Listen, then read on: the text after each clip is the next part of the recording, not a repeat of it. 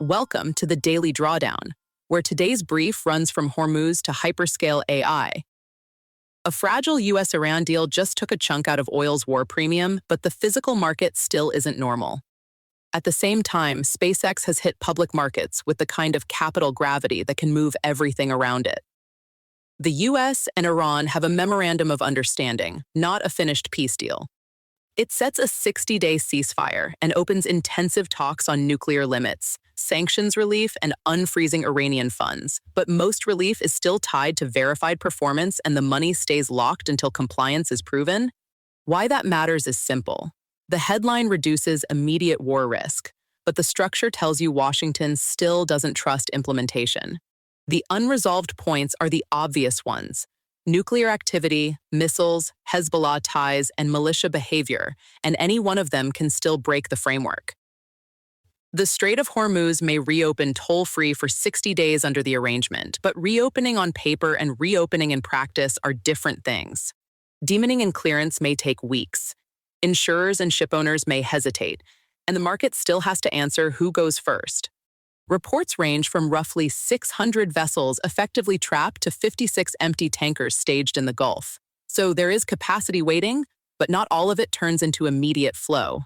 Crude dropped about 5 to 6% on the ceasefire headlines, with Brent under 83 and WTI around 80 in some reports, because a large war premium came out fast. But inventories were already low. So if the reopening drags or the ceasefire phrase, prices can snap back just as quickly. What to watch next is physical clearance, insurance terms, and whether the curve keeps a back-month premium into 2026 and 2027, which would tell you the market still sees a slow normalization. Energy stocks didn't follow crude lower in a straight line. They rallied as traders bought the dip and leaned on balance sheet strength. That matters because energy is still only about 3 to 3.5% of the S&P, so even a modest re-rating can have room to run if investors want value exposure. The caveat is that spot oil and energy equities can decouple, especially if alternative export routes soften the supply shock while company cash flow stays intact. For the Fed, cheaper oil and lower geopolitical stress support a more dovish narrative, but incoming chair Kevin Warsh is signaling a wait-and-see stance with less forward guidance. So the practical takeaway is lower oil helps rate cut speculation, but it doesn't settle the timing, while core inflation is still in the picture. SpaceX's listing looks like a deliberately engineered mega IPO, with firm or auction-style pricing, reported first-day gains near 19%, additional upside after that, and green shoe activity that pushed proceeds even higher. Retail demand was extreme, with record auction participation, surging Robinhood downloads, and leveraged and tokenized products appearing almost immediately to offer long and short exposure. Why it matters goes beyond one stock. After years of buybacks shrinking supply, the market is now being asked to absorb very large new equity and debt issuance. SpaceX is the cleanest example, but it's part of a bigger supply shift that also includes huge bond programs and heavy capital demand tied to AI and government deficits. That raises the risk that markets lean too hard on retail flows and passive demand, which can support prices early and then amplify volatility later. Near-term, index mechanics matter a lot. Reports suggest passive flows could force major buying in newly listed megacaps, with quick inclusion windows cited for indexes like MSCI and the NASDAQ 100. That can create immediate demand even while lockups and insider supply set up future sell pressure. Layer on perpetual futures and tokenized exposure, especially for international investors shut out of U.S. access, and you get 24/7 price discovery with extra leverage and extra fragility.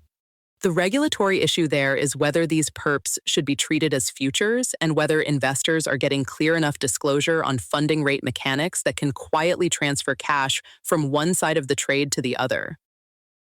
Elon Musk has put a $1 trillion revenue target for 2030 on the table.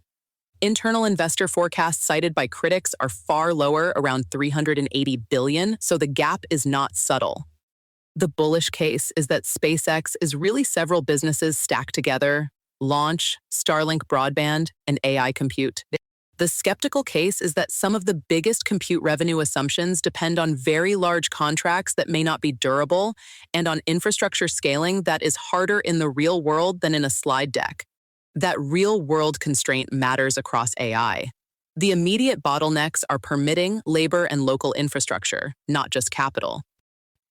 So even when funding is available, data center capacity and revenue recognition can lag because you still need permits, workers, and power connections before the hardware does anything useful. SpaceX is also talking about securing compute supply directly through massive chip partnerships and even more vertical integration, which tells you how strategic chip access has become. At the same time, semiconductor stocks keep rallying on AI demand, while options activity shows heavy put hedging underneath, so positioning is positive but not relaxed.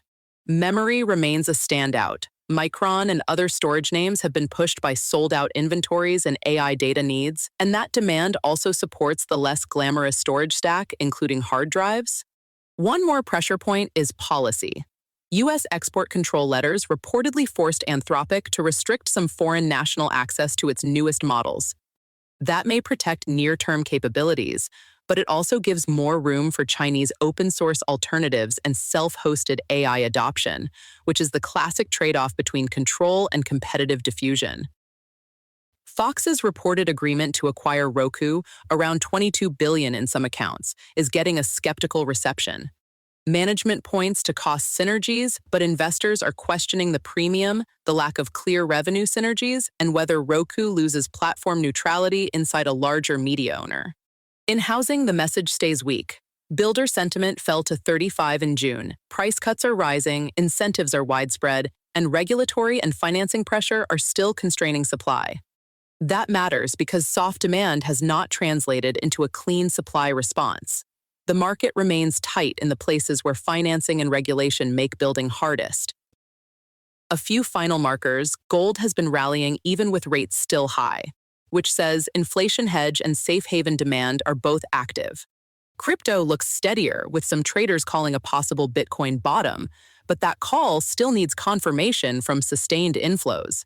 Trump's tariff threat over France's digital tax is worth watching because it broadens trade risk at a moment when G7 cohesion matters for bigger geopolitical negotiations. And sports betting volume spikes are no sideshow. Big events have become large enough to move quarterly results for betting platforms and prediction markets.